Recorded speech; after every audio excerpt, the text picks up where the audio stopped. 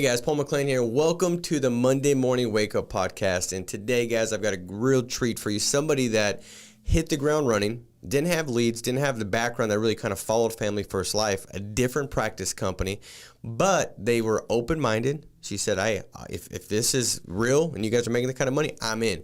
Started buying a ton of leads and got to a point where $100,000 a month in issue paid business was something that was doable and repeatable. And so if you're looking to go out there and increase your personal production, if you're looking to go out there and also build a business, because she's done that to the tune of a senior sales manager plus and right there at VP, you want to lean in and take some notes. And so, Yoori, thank you so much for joining. Hi, Paul.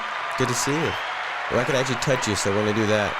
A lot of times it's Zoom, I can't, you know what I mean? So if you're in the house, we want to do that. Well, thank you for coming out. And thank you for having me. Well, hey, we're blessed to have you. And I do believe that this is going to serve everybody and everybody well. And that's my goal every week, is to sit back and think, how can we provide more value to anybody that's leaning in and listening? Because you guys could be doing a million different things. But today I do believe this is an important thing you could be doing because you're going to get a lot from it. And so, Yoori, I want to kind of unpack. For one, you've issue paid $100,000 in a month. Mm-hmm. You know how to do that. Mm-hmm. Your team's doing that. And so what I do realize is this. Most people are just a little, like small tweaks and adjustments away from having such a higher result. They're not too far away from the desired outcome, even if their current day's results seem to be so far away from it. Yeah. And anybody can do that. And I think when somebody's writing 10, 15 grand, like you were in the beginning, you think like 100 grand, that's so far out there. But it's really not. It's just a little bit of adjustments, a little tweaking. And that's what I want to cover today, guys, is what are some of the things, like how you do anything is how you do everything, and all these little things that we could be doing to increase the volume. And so, Yoori, if you can kind of first start with, like, when you joined FFL, what are the things that were essential for you to do with greatness that now lead you to the choices that keep you at a level of greatness? Well, when I joined, I had no doubt that leads would work. Like, I don't know where that belief came from, but I just told myself, all I have to do is just get my hand on some leads, and somehow, I don't know how, but I'll turn it into money in my bank because everybody else is doing it apparently. So, yeah, I just wasn't afraid to buy leads. But in the beginning, my first month, I think I wrote 21,000. So like, I've been writing 20 and 30, working every single day. And I just couldn't figure out, like I would see people writing 60, 70, 100, 150. And then to me, I couldn't figure out, like, I'm working so much. I don't know how I'm going to get there. But then I realized I didn't really let myself get there because maybe I didn't think I should get there. Maybe I thought I wasn't good enough because I told myself that I don't know how people are doing it. That's already telling myself that I can't do it, right? And I wasn't really looking for a way. It's like, man, I don't know how that guy writes 70. Like, I'm working 20 hours a day, it seems like, but I'm writing 30, which is good enough, but not where I want to be. So I think it's all in the mindset, because I mean, here, like, you can go on YouTube and you can pick up all the skills. You know, if you've written one policy here ever, like, you can write. It's just a matter of, then it's not a skill problem. It's just maybe a discipline problem or a belief problem, or maybe you think you don't deserve to hit that, right? So that's good. So let me ask you this, Yoori. Like, it sounds like you can know what to do, but if you disqualify yourself, yeah. If it's like, I just don't know.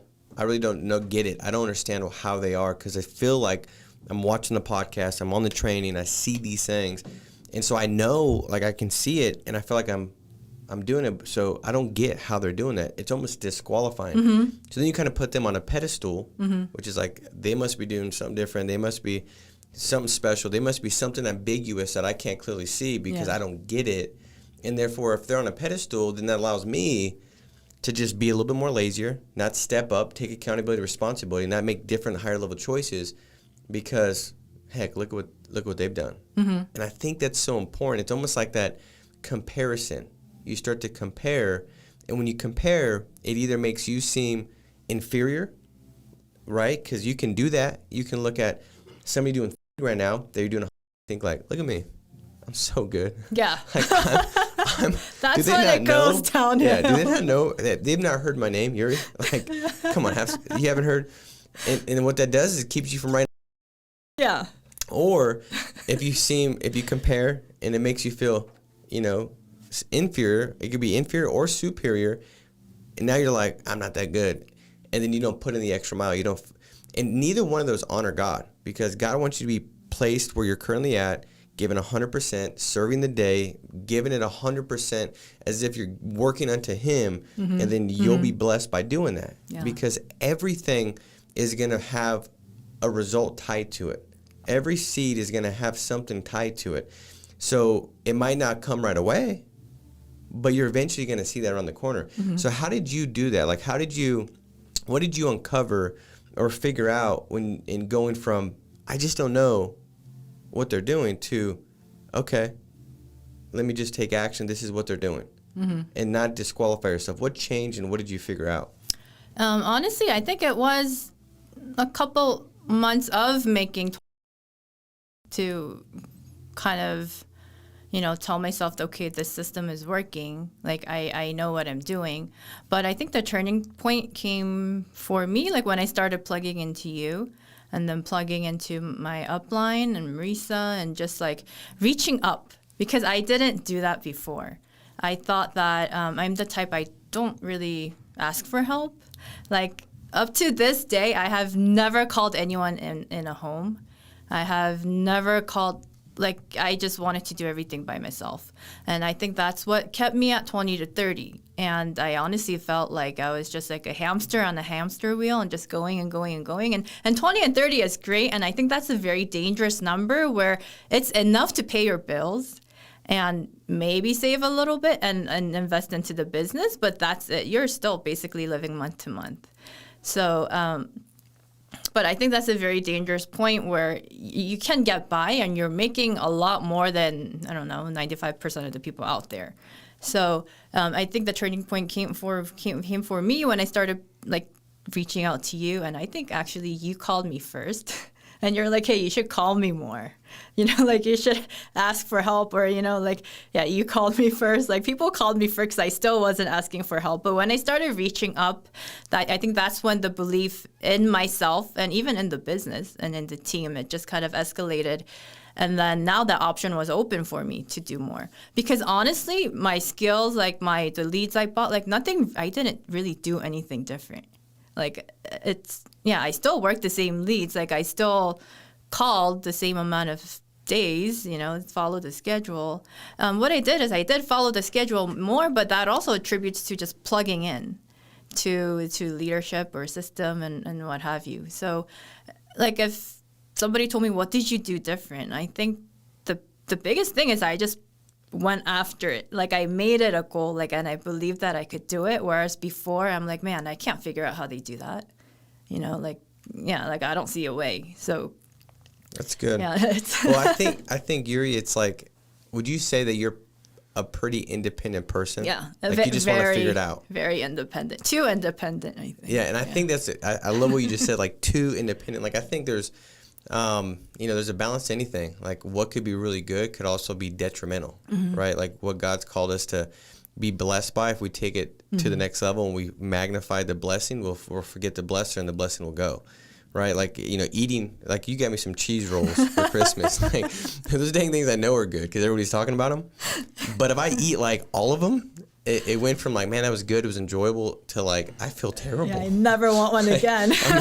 I'm in this carbohydrate, like, drowned. I'm drowning in carbohydrate. Like, anything good could become bad. And I think that, first of all, it's very good to be independent. I think in 2022, there's agents that if you took away more dependency, like I just need to have, I need somebody to hold my hand more. Because that's not what reaching out means. Is like, I'm reaching out so you can hold my hand. It's reaching out because you've already crossed the path. I'm running full speed trying to get across this path. And you can show me where to step and how to step and, like, why my ankle hurts. Did I sprain it? Did that? Yeah. You can do that. And so that's what it means. But it's very difficult to be successful in an independent environment with dependent tendencies. So I think that's very essential. But then if you take it to the next level, we're like, man, you have such high like ownership to your detriment where it's like, I'm going to figure it out. Yeah. I don't want to become, well, now you can't have so many spotlight things that would save you so much time, energy, really money, because they can say, hey, what about this? And we had many conversations about, even in the beginning, you're used to fully written. And it wasn't like I said anything mystical or anything. It was just me knowing what that leads to, because I had gone through that. And then the way to slight the viewpoint on it, the perspective on it, that would lead you to a choice that would cause you to have more simplified issue, to have more issue-paid business, and that helped a lot. But it was just a very quick conversation. And so maybe somebody on here today, I wonder if you just reached out more often, had a couple more conversations, because you're independently getting after it, but then you can get some feedback from a counselor, right? From somebody that's already gone the way, how much that would help somebody's business. And I think that's such a big deal, you know? For me, Yoori, like I love the fact that, and I know you love this, and I love this about you, like I don't have to package stuff in certain ways. Yeah. I can just say, listen, this is what it is, and be direct and upfront. And that's so easy. Yep. It's just easy. You know, and it's like with Sean, that's how it was with him. Like I knew when he called me, it would be straightforward feedback because he cared enough to help me. He cared enough to confront. He cared enough to give clarity. And so when I spoke to him, he could say like, dude, this is what you got to do differently. And if you don't, this is what's going to happen. Do you want that or do you want this? Yeah. There's a cost to pay. What hard do you want to choose? And it was so helpful for me to have that. And so if somebody's on here and you don't have that, I promise you that there alone will help you see a bigger year this year. That year alone will help you elevate your game and do more little things with excellence that will lead to bigger, better choices that will take you to where you want to go. Yoori, as far as association goes, do you have, like, did you have to change any of that as far as friends or people you would talk to that had a difference on how you would value things in your business and how you prioritize what you were going to do in your schedule? Yes. First of all, I was forced to by default because I had no time for them anymore, and not in a bad way. But now I'm super focused, and all my time and energy and resources, everything is going into this business by choice. So am I going to spend a dinner out with friends and go to a bar, or am I going to, sleep early because I have to drive 2 hours to make it to my 8 o'clock appointment? So by default, I just didn't have time to do some of the things that I used to do before. And it's just a matter of priorities too. Like right now, my priority is to make sure that my family's good and my business is good and my team is making money. And it's like I tell my teammates too, sometimes they're like, oh, this doesn't work. I'm having this lead sucks, or, I don't have enough leads. And I'm like, okay, do you want me to tell you what you want to hear or what you need to hear? Because I can do one or the other. I can't do both. So, and then I literally tell them I might hurt your feelings, but I honestly don't care if I hurt your feelings, because when you listen to what I say and do it and get money in your bank account, you're going to forget about those hurt feelings. So, so it's you have to make sacrifices. I don't talk to some people because they're, it just stems from time for me, but also priorities and how I don't understand how, why they, spend time and money doing something else when it's not really helping them out in their life. And, no one is right or wrong, but it's just difference of opinion. But I don't have time anymore to invest my time into things that don't improve me as a person. And that's one thing about this business, too. This business has taught me so much about self-discipline, and I've always been a very committed person and very... I just get obsessive about everything. But, this business has taught me just the traits to just make me a better person in general. And I think that's why it's just the quality of my association, not only in this business. I mean, obviously in this business, I'm around so many millionaires that you would never, if you saw you or anybody walk past you at Target in your tie-dye shirt, no one's ever gonna know what you do and like how big your business is. And I love that. So yeah, my associations changed by default just because of the team. But in general too, like now my rose-colored glasses have kind of come off, and whether it's harsh or not, like, you know, we have limited time. And here, time literally is money, right? So if I'm going to spend time on things that either help me or help my business or just make me a better person in general, which also helps my business. That's so it's so just good. it's the same thing. I love that. I mean, there's so much that you just said right now. I definitely did hear that you don't think my tie-dye shirt reflects, you know, wealth. But, you know, the reality is this, like, the more disciplined you are, the more freedom you have. And it's kind of like a paradox. You know, people join the business and they become self-employed because they want freedom. But then they start negating disciplines that they had before, as far as just like getting to a certain time of work on time or waking up at this time. Working 8 hours they a just day. start getting they lose the disciplines they had even working a job.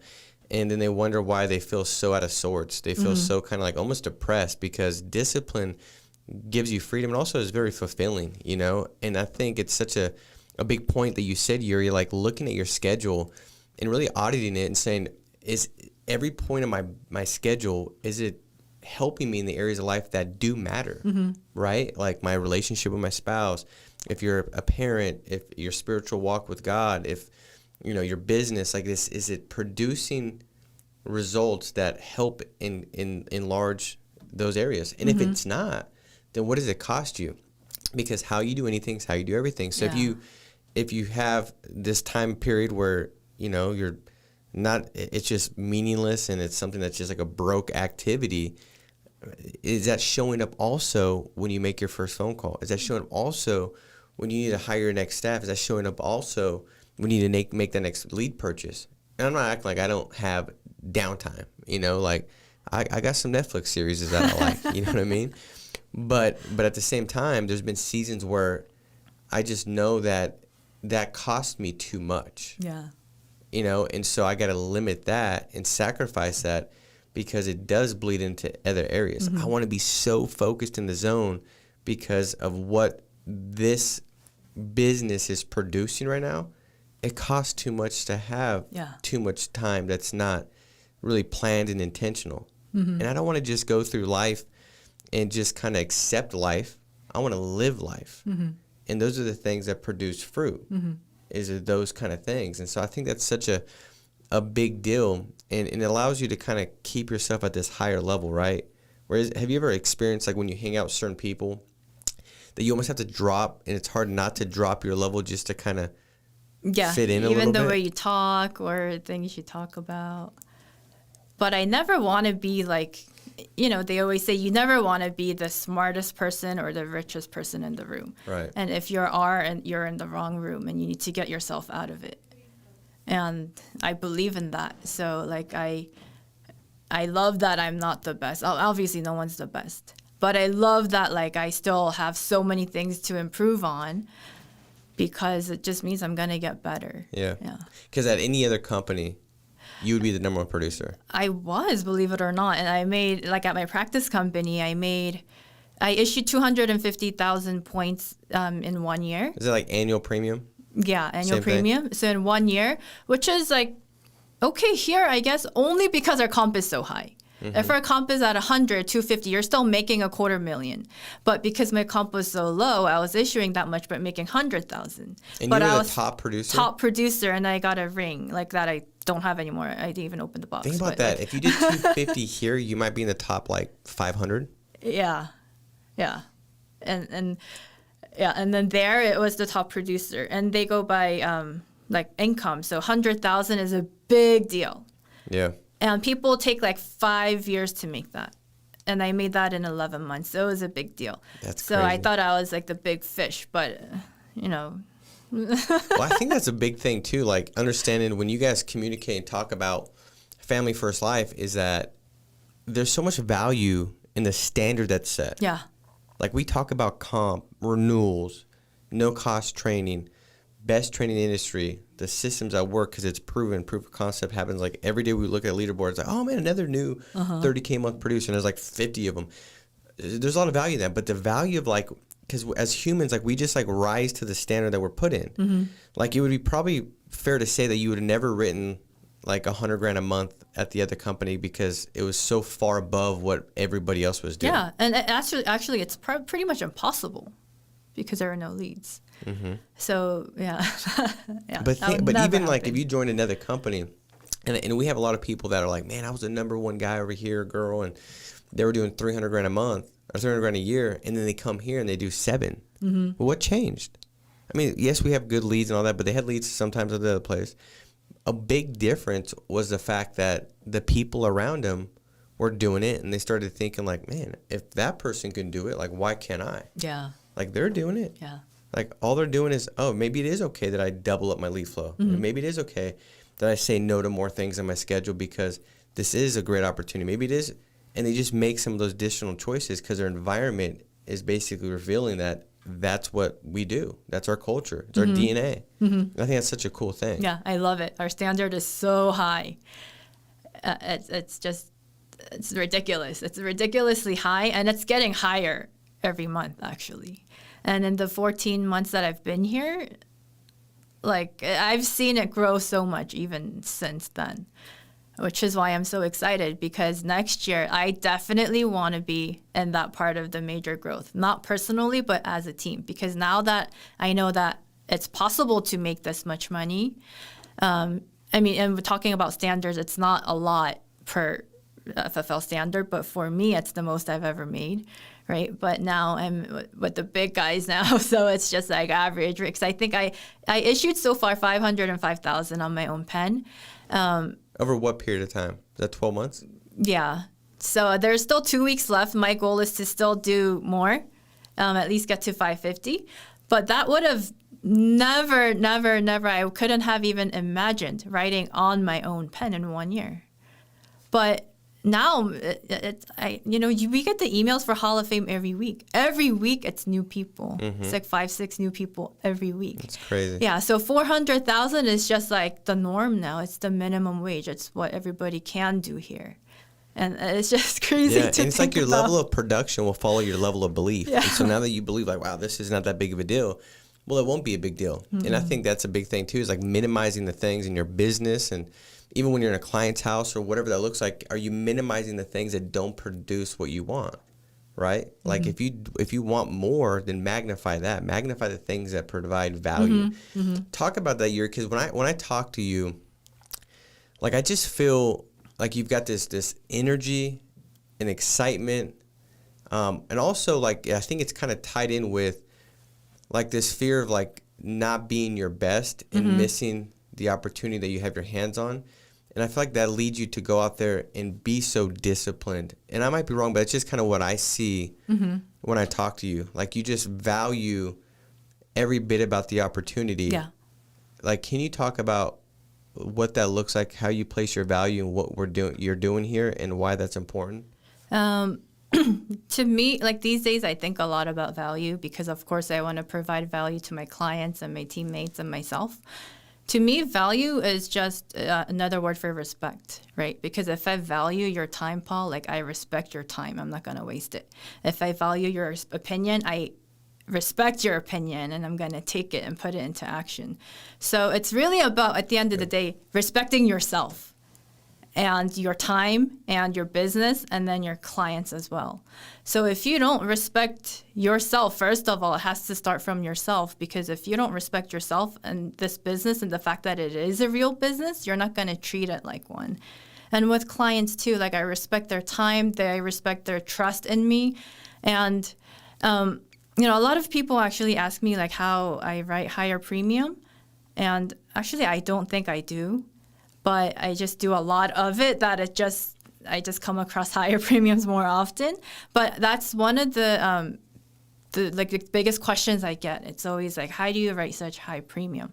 And my answer to that is just do more. But if I have to pick something, it's just that I really believe in what I'm providing them. And I really believe that what we do has value for the client. So when you show the 3 options, instead of showing options that are like $30, $60, like $100 a month, I provide like the option. They're going to choose from what you give them, like the 3 or 4 choices. So I think the choices that I give them are just higher because I believe that this really will benefit them and it really will provide value.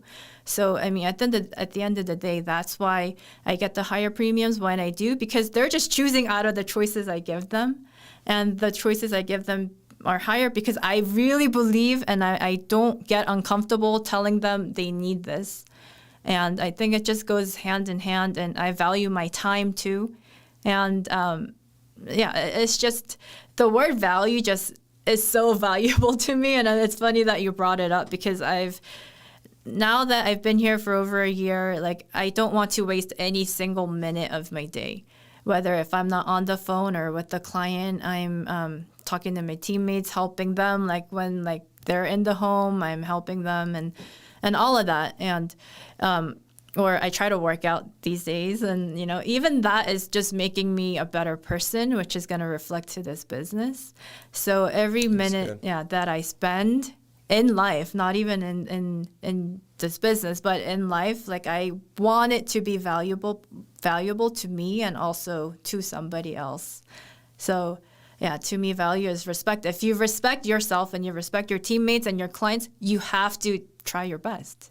You know, it's one of the things. If you lose respect, that's it. Like you don't gain it back. That's so good, and I mean, I think that that's probably most of what needs to be kind of honed in on to have the biggest year in 2022 is like, where are you placing your value and what value are you giving that of what you're placing it? Like for me, Yoori, in the beginning, I struggled and I sat with a client. I'd give them options that were comfortable to me. Yeah. Because I wasn't like looking at the value of the protection. I was looking at like the cost of it. And if value exceeds cost, people buy. Well, if cost exceeds value, people don't buy. Or they buy a lot less than what they should have bought because they didn't see the value because you didn't show them. And so for me, that was like that big rub was like I would only show options that were comfortable to me.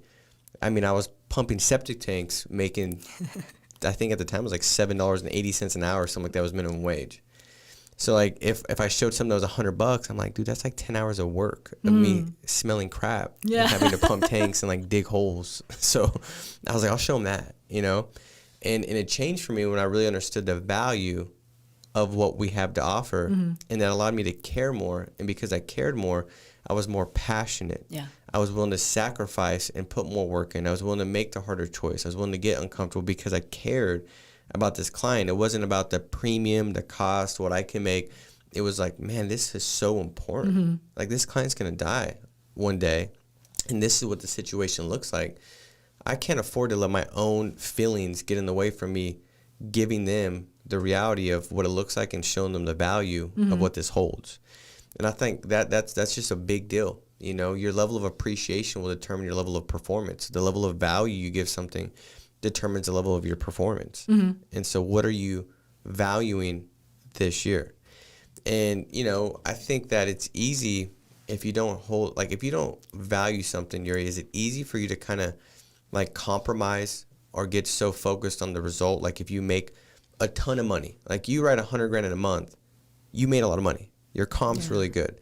Like if you're writing over $100,000 a month, you're at a 130 with FFL. So you had a lot of money coming in, but you didn't stop. Like I didn't see you just like plummet in the leaderboard.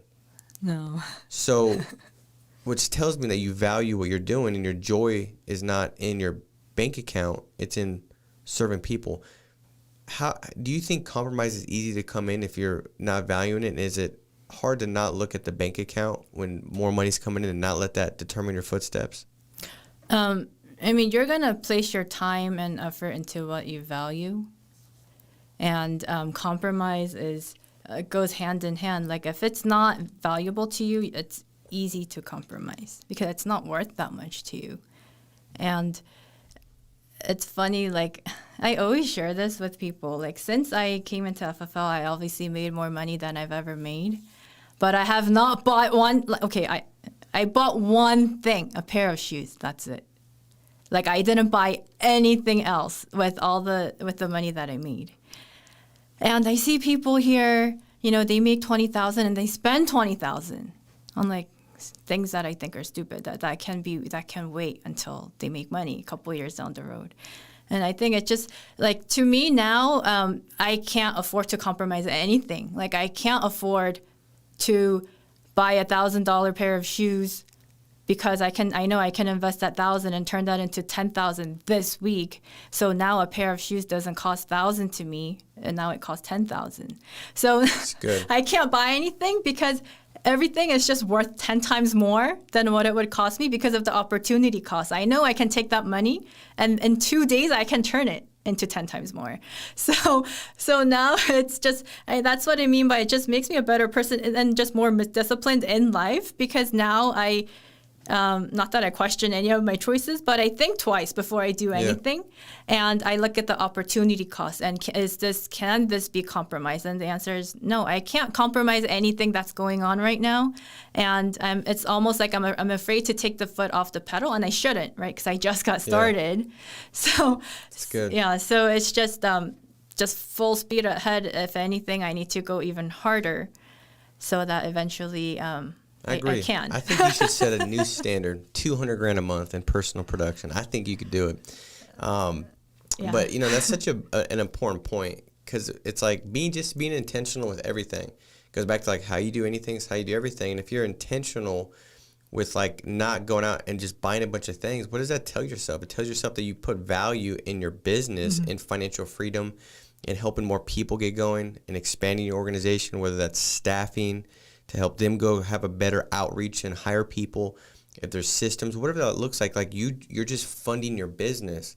But if you just go buy a bunch of stuff, which is easy to do, the kind of money you can make here. Yeah. Well, what that does is it tells yourself that your value is not 100% in the business.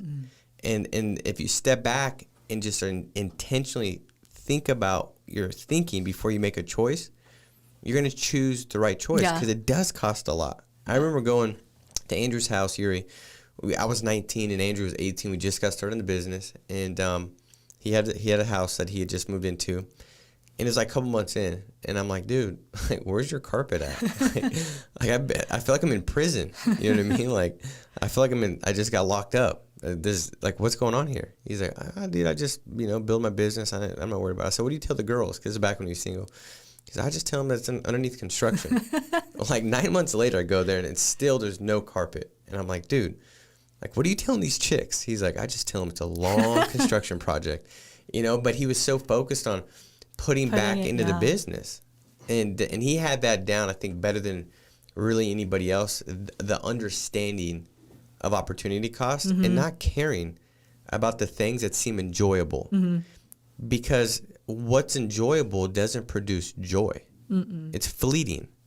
Where joy comes from is developing financial freedom, where your choices and options are not dictated by your financial situation, that you can give the way you want to give, create memories the way you want to create memories, help others, watch others see success.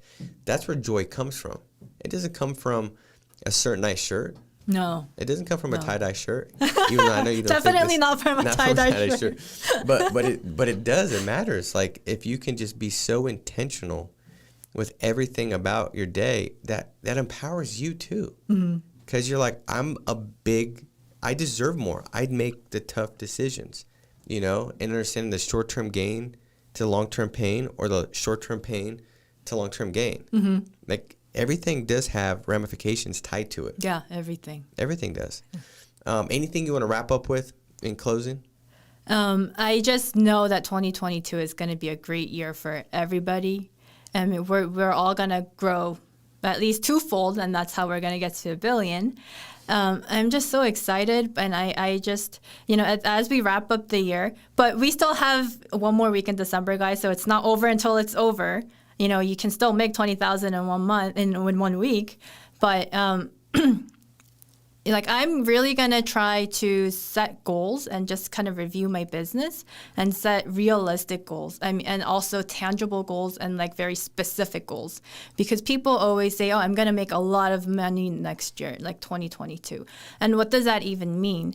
So there's this like story that I like to say. I don't know where I picked it up, but it's like there's this guy and he's praying to God that, oh God, like please give me a lot of money. I need money. And then God's not giving him any money. And he's like, God, like he's praying every day, God, I need money, please help me. And God's not, and then he's like, God, how come you're not helping me? And God's saying, well, I don't know. To some people, some person, $100 is a lot of money. And to another person, 100,000 is very little money. So you have to be very specific. You have to tell me exactly how much you need because I don't know how much is a lot to you. And that's the same thing here. I feel like goals have to be very specific. And here we have a formula. So if you want to make 100 a month, you work backwards and you know how much in leads you have to buy. It's just math. And it's arithmetic, so it's very, very easy, right? So set specific goals and then break it down into months and then break it down into weeks and then into days and even like hours, So break your days down into 3 days, like 8-hour increments. So it starts from it starts from end of December because that's when first week of 2022 starts for us. But just be very intentional and very, very specific about your goals because that's the only way you're going to hit it. And that's how I feel. And I have my goals for 2020 and for my team and personal production and everything. And I'm going to make sure like now I'm back to like I have to hit Hall of Fame again, and I'm back to it, like starting next week. And it's just be very intentional and very specific. Don't have broad goals. Have very, very specific goals broken down so that you can review and step by step and keep track of it. And I just know 2022, we're going to kill it. Everybody that I talk to, I think it's something in the air. Like it's going to, like we've proclaimed it, so it's going to happen. Everybody feels really, really good about 2022, and we're just going to make it happen. And I'm so excited. Well, I'm excited too. I'm excited to be partnered with you in 2022. And I think that's such a big point to wrap up with. Bring clarity and specificity to your goals. I want to build a big business. What does that mean? Yeah, like, how big? Are you going to hire staff? When do you hire your staff? Maybe you need to get an office. When are you going to get in the office? Like, be very specific exactly what that looks like, and then plan the deadlines behind it, and so much more likely to actually come to pass. And so, guys, I hope this served you like it served me. Great stuff, Yoori. Thank you so much for being on. Share this. There's somebody out there, I promise you, if they heard this, it's going to make a difference for them. And if you're like, I want to help others, sometimes a simple share, that's what it's going to do. It's going to help others. Like it, subscribe to the channel. We do our best to produce as much valuable content to help you go out there and reach new heights in your business and take it to the next level. Also comment below because every single week there's a drawing that Casey does. He picks somebody from the comments. I think it's what do you go through? Is it like a comment picker? Comment picker? Okay, well, so do that so he can put you in the comment picker. And if you get chosen, you win some free lead money. So guys, make it a massive week. Be strong. Stay steadfast. We'll talk to you soon. Thank you, Yoori. Take care, guys.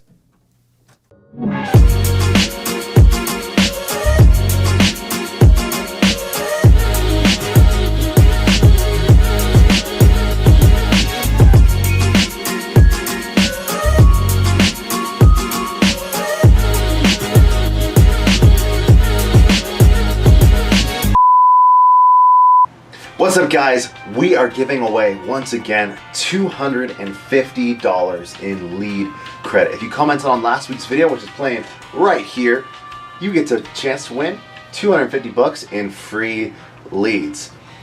All you gotta do to win next week is leave a comment right down below, and you might win next week. But without further ado, let's see who won this time.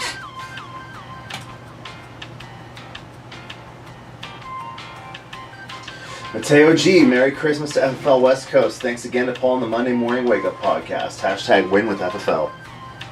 Mateo, great comment.